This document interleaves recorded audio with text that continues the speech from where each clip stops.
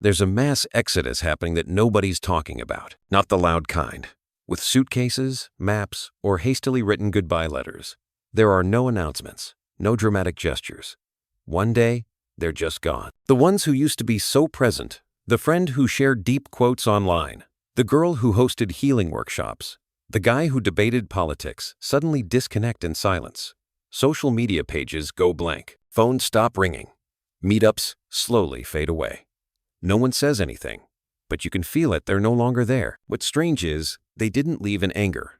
It wasn't a dramatic "I've had enough, I'm out of here." This kind of withdrawal isn't about frustration or rebellion. It's so quiet that if you're not paying attention, you wouldn't even notice anyone left. It's like a nameless emptiness in the air, as if a deep soul once stood here, and now there's only a quiet space that no one can explain. To outsiders, it might look like they're lost or running away, but they're not. This isn't giving up. It's the sign of something deeper, a psychological turning point. When someone starts to feel that the world around them has become too shallow to breathe in, like they can no longer find oxygen in surface-level conversations, in performative relationships, in the unspoken pressure to pretend. Carl Jung once called this the necessary retreat.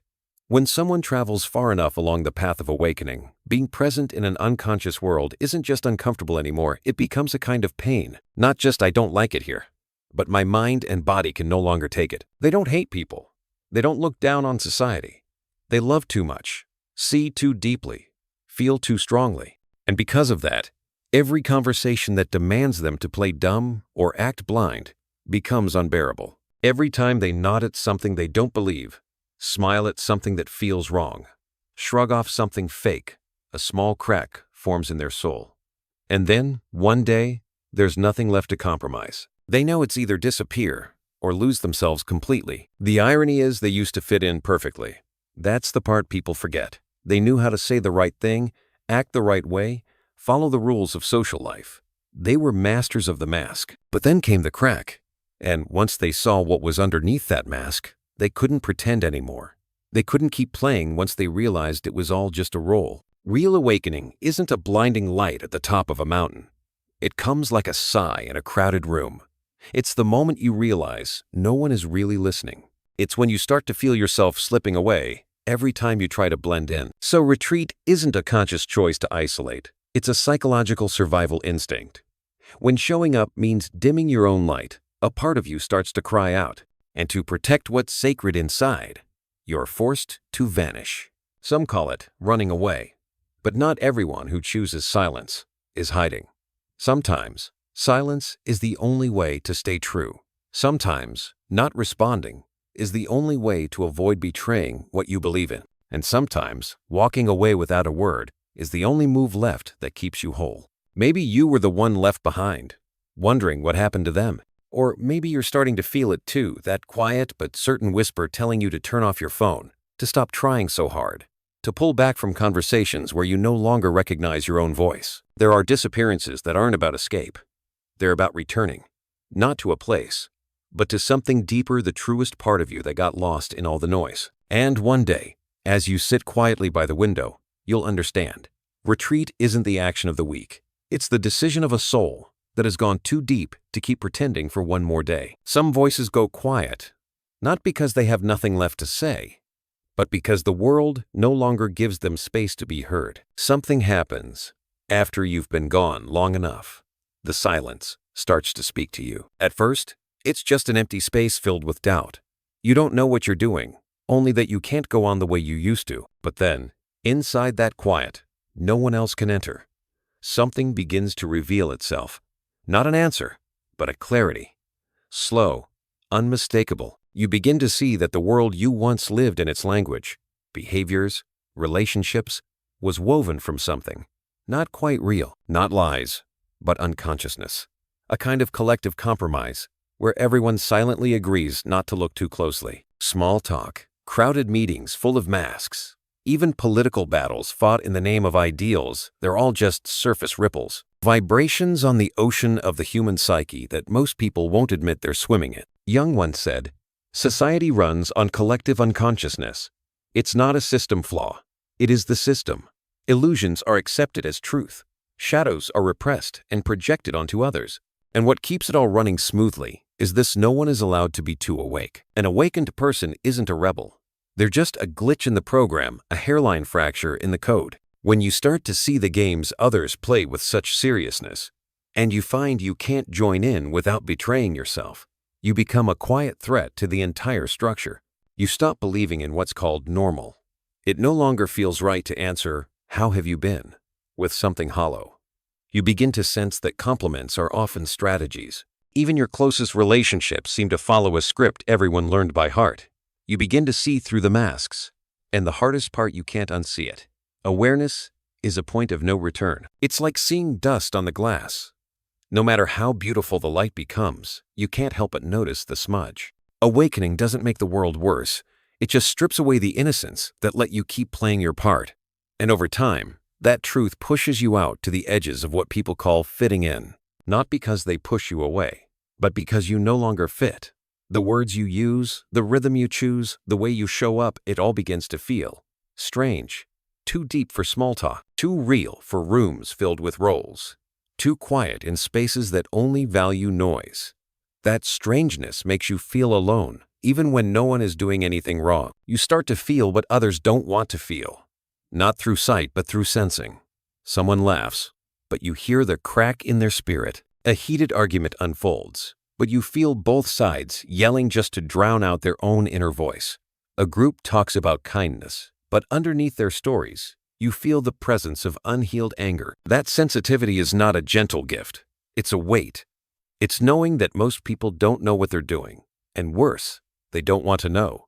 You can't unsee, but you can't say it either, because you know if you speak the truth, they'll call you negative.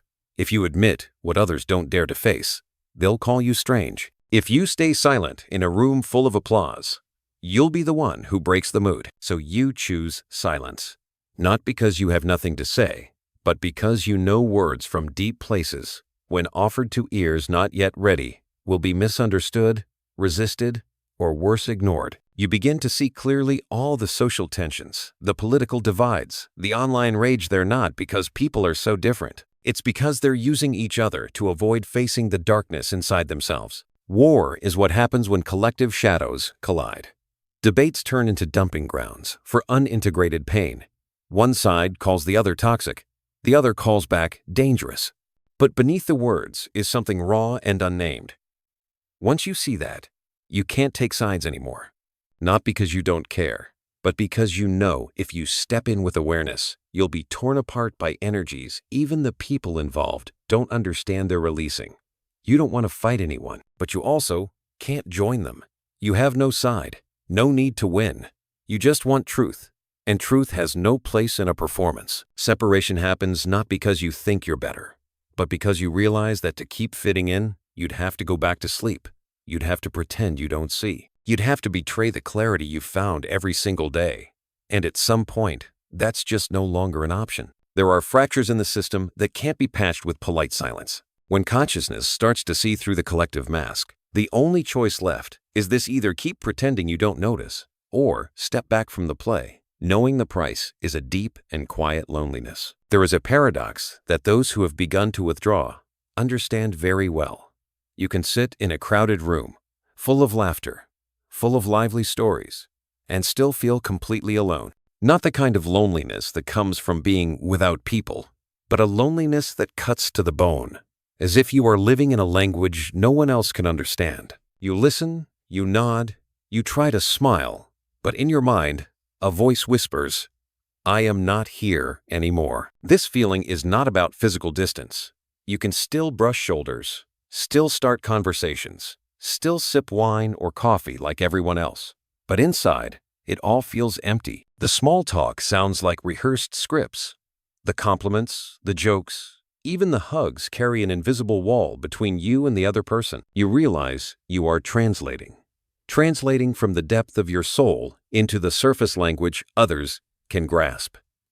Translating from your inner truth into short, polite, acceptable replies. And every time you translate, you feel yourself drifting a little further away from who you really are. This is the pain of awakening. You no longer speak the same language as the crowd. Not English, not French, not German. but the language of awareness. Once you begin to see the deeper layers, you cannot be satisfied with surface talk anymore. Yet to survive, you must pretend. And that pretending becomes a wound. Many describe it as being inside a dream, where everyone around you is talking in their sleep. They talk, they laugh, they argue, they embrace, they betray, but all of it happens in a dream. You are the only one awake. And you must decide. Do you pretend to keep sleeping so you can stay? Or do you accept the loneliness of being the one who has opened their eyes? The price is not just isolation, it is exhaustion. Every gathering, every attempt to fit in becomes a test of endurance. You spend all your energy holding yourself together, refusing to betray what you see, resisting the urge to grow bitter, restraining the impulse to shout in the middle of a cheerful party. Can't you see it? And this effort to stay balanced wears you down even more. So slowly, you begin to choose silence. You stop showing up. You choose to stay home, to hear the wind instead of voices. You start listening to the quiet inside you, and you realize it is far more comforting than any noise outside. If you have ever felt this way, sitting among friends, family, or colleagues, yet feeling like you don't belong at all, you are not alone. Many carry this same experience. We rarely speak of it, afraid of being labeled as strange, different, or negative. But the truth is, it may be your soul urging you to go deeper. And if what I describe reflects your own experience, then perhaps you have found a piece of companionship here. If you wish, share your story, write it down in the comments, or simply keep it in your heart. But know this, you are not the only one. And if you want to keep walking with this story, leave your trace a like, a subscribe, so that when you feel alone, you remember there is a space where kindred souls still gather. The loneliness in a crowded room is not a sign of something broken. It is an invitation to live true to yourself. It is a signal that you have gone too far to ever wear the mask again.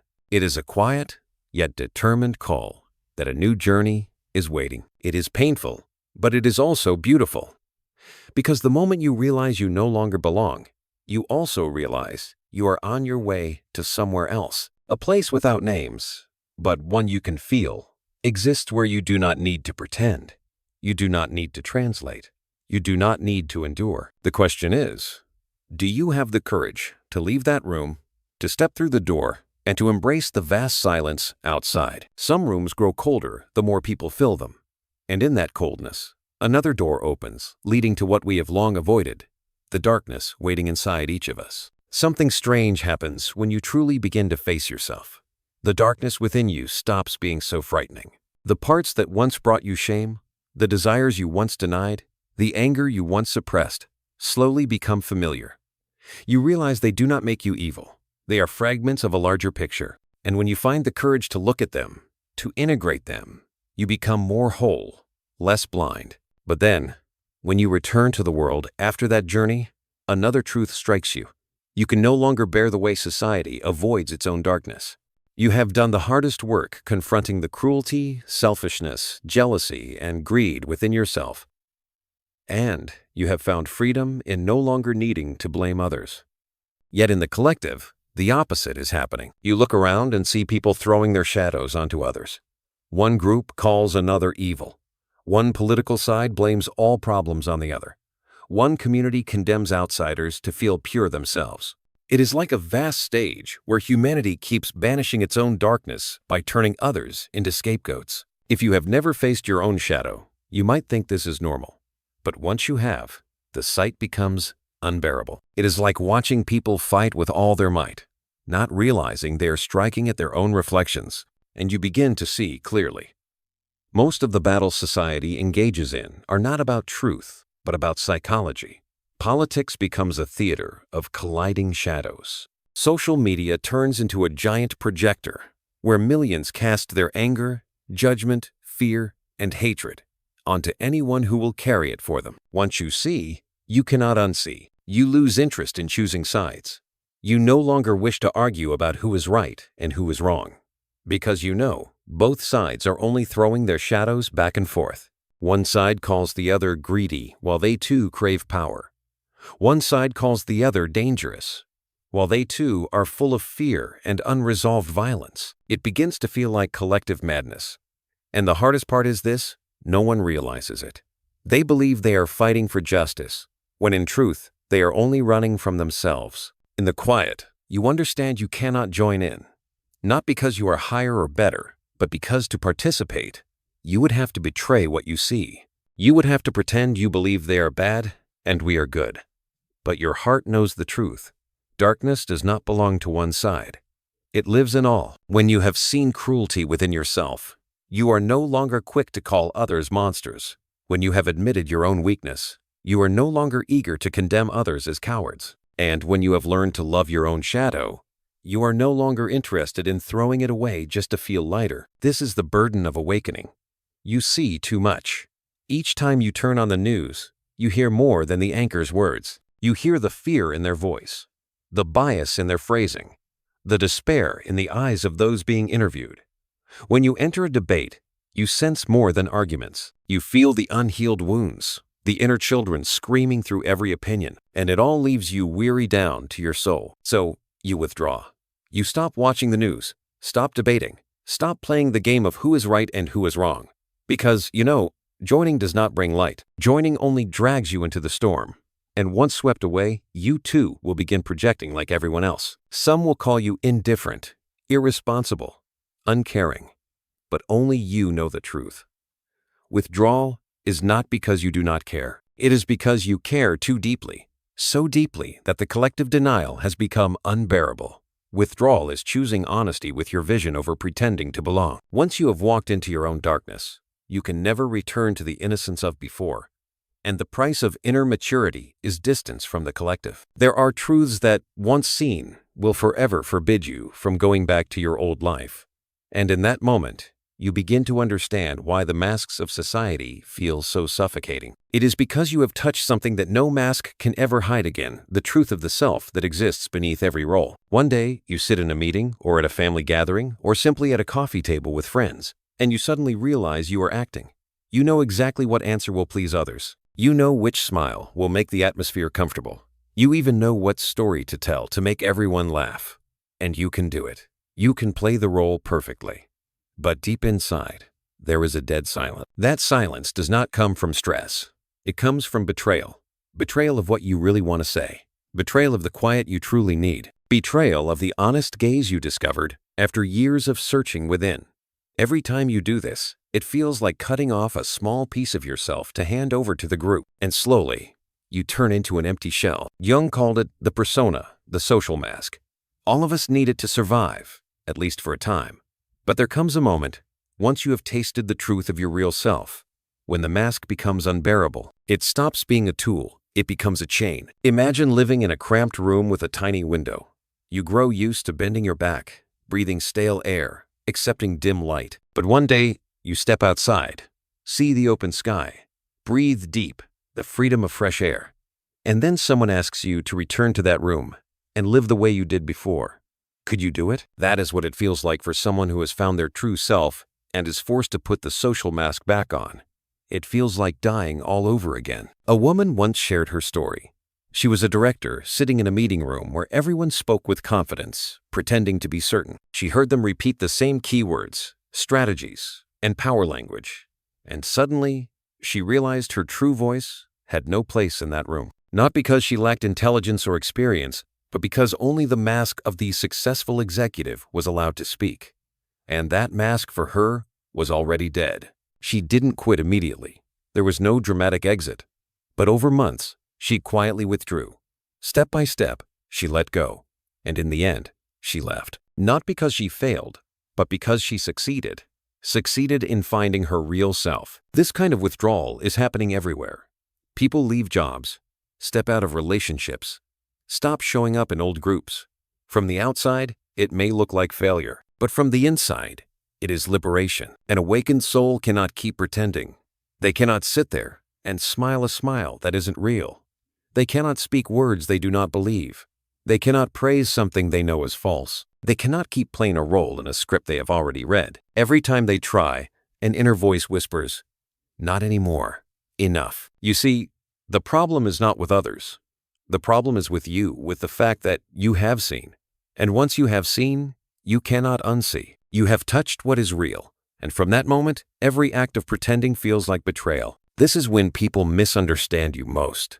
They think you are too sensitive, too extreme, even arrogant. They do not understand why you can no longer adapt like before. They say everyone has to play a role to survive. But what they don't know is this: for you, it is no longer a small role. It is your whole soul, and your soul will not allow it anymore. This is not a choice of will. It is a survival reflex. Your mind and body begin to rebel against pretending. You feel exhausted, misplaced, suffocated. Sometimes it even shows up in your body: headaches, fatigue, insomnia, depression. Not because you are sick, but because you are trying to maintain a role that has already died. So withdrawal stops being an option. It becomes the only way. You begin to refuse meaningless gatherings. You start speaking more honestly, even if it costs you. You choose truth over comfort. And every time you do, a fresh breath of air fills your lungs. Relief, freedom, authenticity. Maybe you've had a moment like that when you spoke the truth instead of pretending, and a door inside you opened. Others may have fallen silent, grown uncomfortable, even angry. But for you, it was the first time in a long time you did not betray yourself. And that feeling was worth more than any acceptance. From there, the path becomes clear. You cannot go back. You may still be present in body, but your soul has already left. And soon enough, your body will follow. There are places where your presence no longer belongs. Not because others reject you, but because you can no longer betray yourself to remain there. And from this truth, you begin to understand withdrawal is not death. It is the beginning of a new life, a life where the mask shatters, and the true self is finally born. When the masks fall, when you can no longer play a role in society, you stand at a crossroads. One path is crowded, where people keep walking, laughing, and living as if nothing is wrong. The other is a narrow trail into the deep forest, quiet, lonely, without applause. And somehow, your heart has no choice but to walk toward that lesser-traveled way. The world may call it isolation, but for a soul hungry for truth, it is not escape. It is a return to stillness, a return to a space where you do not have to pretend, where you can finally breathe without interruption from endless roles. Throughout history and myth, this image has always appeared: the hermit, the one who withdraws from the noisy world, living in caves, huts, or towers by the lake. But Jung reminded us that the archetype of the hermit is not a random personal choice. It is a necessary step on the path of individuation, because some things cannot grow in noise. Some truths cannot be revealed while you are being dragged along by the current of collective unconsciousness. For the seed of the soul to grow, it needs empty ground. To hear the deepest voice within, you need complete silence. Jung once built a stone tower by Lake Bollingen. No electricity, no modern comfort, only stone, wood, and the embrace of nature. He called it a place to live, as people had lived 1,000 years ago. To outsiders, it might have looked like retreat, like he was escaping society. But in truth, it was where he found himself, where his deepest insights were born. In the same way, many awakened souls today seek out silence, a cabin in the woods, a small home on the outskirts, or simply turning off social media and letting go of relationships that no longer feel real. From the outside, it may seem they have vanished, but inside, they are returning to themselves. The hermit is not someone who hates people. They do not despise the world. They are simply too real to survive where pretense is required, too whole to be broken into roles, too sensitive to withstand the storm of unacknowledged collective shadows. Jung once told the story of a teacher. After years of working with students and colleagues, she fell into exhaustion. No doctor could find an illness, but she had no energy, no joy. In therapy, she realized she was not weak. She was simply draining all her strength, trying to keep her consciousness from being swallowed by the collective unconscious around her. When she left her job and moved to a small house in nature, her health returned within weeks, not because she rested, but because she no longer had to fight against the storm. That is the difference. Outsiders think you are resting, but in truth, you are healing. You are protecting the fragile flame of awareness from the harsh winds of the collective. Across cultures, the hermit has always carried a sacred role: keeper of the fire, guardian of truths, too subtle for the busy world to see. They step out of the mainstream not to reject, but because staying would mean losing the most precious part of themselves. Picture a tiny seed falling into a crowded field. It would be trampled, smothered, overshadowed by larger plants. But if that seed falls in a quiet corner of the forest, unseen, it has a chance to root, to grow, to become strong. The hermit is that seed. At this stage, silence is no longer frightening. It becomes a companion. Loneliness is no longer a curse. It becomes fertile soil for the true self to grow. The outside world may say, "He disappeared. She gave up." But in truth, these people are in a season of incubation, like the cocoon holding the caterpillar, so that one day the butterfly can emerge. The hermit does not disappear forever. They do not withdraw to hide for good. They withdraw to prepare for a different return, a return not as the old self, but as something transformed. Just as a sprouted seed can never go back to being a seed, a person who has gone through this retreat can never again wear the mask as before. Withdrawal is not surrender. It is loyalty to what is deepest within you. It is a silent declaration. I would rather lose everything than lose myself. And sometimes, that quiet disappearance is the most profound act of love for life itself. When the world thinks you are gone, in truth, you are entering a deeper dimension, where the flame is kept alive in silence. And one day, when you step out, you will not be the one who gave up. You will be the one who carries light, ready to guide others who are still lost in the collective darkness. The world often sees withdrawal as an ending. When someone disappears from social media, leaves a prestigious job, or cuts ties with relationships once thought unshakable, outsiders see only a loss. But for souls who have walked through the darkness and entered silence, disappearance is not a full stop. It is a comma, a pause before the melody continues in a different way. Awakened souls do not withdraw to vanish forever. They withdraw to prepare for a return. But this return is not about rejoining the crowd, not about acting again in the old place. They return in a new form, with a new mission. And when they do, they no longer live at the center of society, but at the edges, at the border where light and shadow meet. Jung once called them border dwellers. They no longer belong to the collective unconscious, yet they have not abandoned the world. They are present, but not absorbed. They live among people, but do not belong to the crowd. Some become artists, bringing what they found in silence and darkness into painting, music, or poetry. Their work is not for entertainment, but to awaken, to mirror back the truths others avoid. Some become healers, not through empty techniques, but through lived experience. They sit with someone in pain and, with quiet presence, say, "I understand. I have walked that darkness too." Some write books, not to become famous, but to leave maps for the souls who come after. They know each person must walk their own path, but a map can still remind the next traveler that they are not crazy, not alone. Some choose a quiet life in a small village, yet anyone who meets them feels touched by something deep and true. Their return is different because they do not seek to change the entire world. They know the world is too vast, too heavy, too unyielding for one person to shift. And they don't need to. They only need to keep a small flame alive, because they understand real light does not come from grand slogans, but from genuine encounters, from small spaces where truth can exist unbroken. I remember the story of a therapist who disappeared for 2 years. She left her work, cut off all connections, and lived in silence. Outsiders thought she was in crisis, but in truth, she was being reborn. When she returned, she did not open a large clinic or seek a crowd of clients. She worked quietly with a small group of people in deep spiritual crisis, souls meeting the same darkness she once faced. The work was small, but for those she walked with, it was like being pulled back from the abyss. This is how awakened souls return. Not loud, not glamorous, but essential. They are like lighthouses, unmoving, silent, but shining, so that anyone lost at sea knows there is shore, there is safety, there is light to guide them. Disappearance, from the outside, may look like surrender, but from within, it is preparation. Like a blacksmith retreating to the workshop, melting, shaping, forging metal, until one day the blade is ready. Like a woman withdrawing from parties, stepping back from the lights, to nurture a life growing inside her. When she returns, she is not the same. She carries something new, something precious, born in silence. So it is with the awakened. They enter silence to incubate truth, and when they return, they bring gifts society has never known.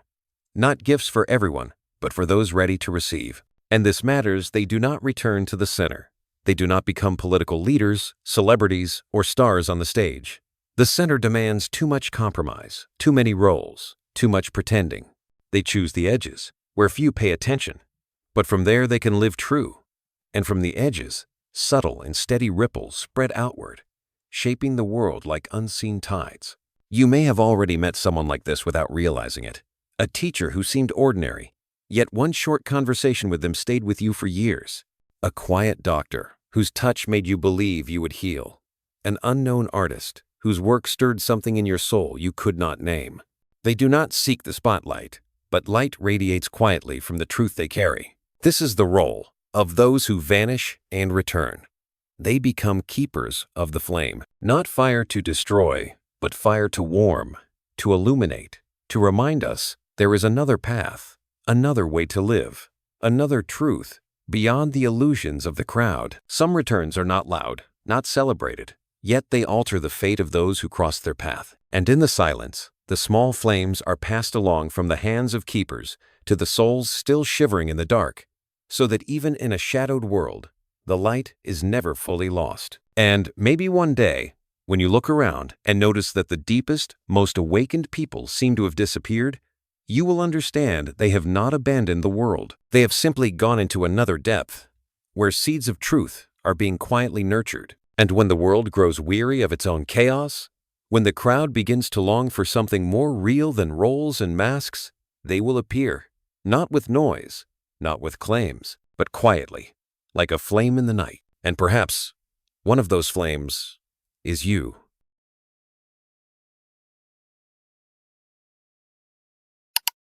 Thank you for staying with me until the very end of this story. If this message touched your heart, please give it a like, subscribe to the channel, and turn on the notification bell so you'll never miss the next journey we take together. Your support means the world to me.